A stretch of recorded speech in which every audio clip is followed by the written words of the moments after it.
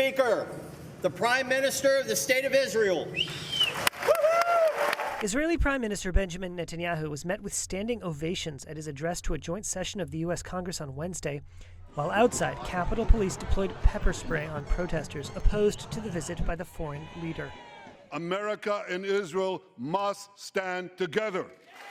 Netanyahu described the U.S. and Israel as allies in a joint fight against the threat posed by Iran and its proxy forces across the Middle East. And he thanked U.S. President Joe Biden for his support of Israel following the October 7th attack by Hamas gunmen from the Gaza Strip. And he came to Israel to stand with us during our darkest hour, a visit that will never be forgotten.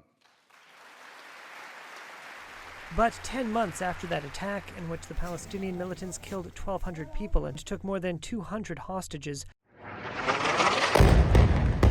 fighting rages on in the Gaza Strip, where Palestinian health officials say Israel's retaliatory operation has so far killed more than 39,000. Dozens of U.S. lawmakers boycotted his speech. Democratic Representative Rashida Tlaib, who is Palestinian, sat in the gallery holding a sign declaring Netanyahu a war criminal. And the protests outside echo the pressure the Israeli leader faces at home. Israelis for months have been demanding he resign.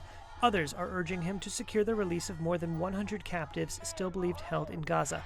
Ahead of his visit to Washington, families of the hostages pressed the prime minister to stay and work toward a potential ceasefire that would see their release. Netanyahu told U.S. lawmakers talks were underway at the moment that could lead to a breakthrough. As we speak,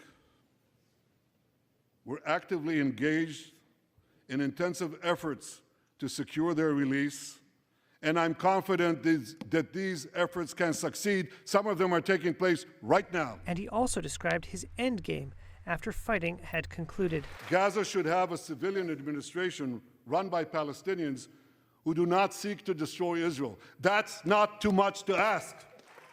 A senior Hamas official said Netanyahu's speech showed the prime minister did not intend to clinch a ceasefire deal. Netanyahu is scheduled to meet with Biden this trip, as well as with Republican presidential candidate Donald Trump.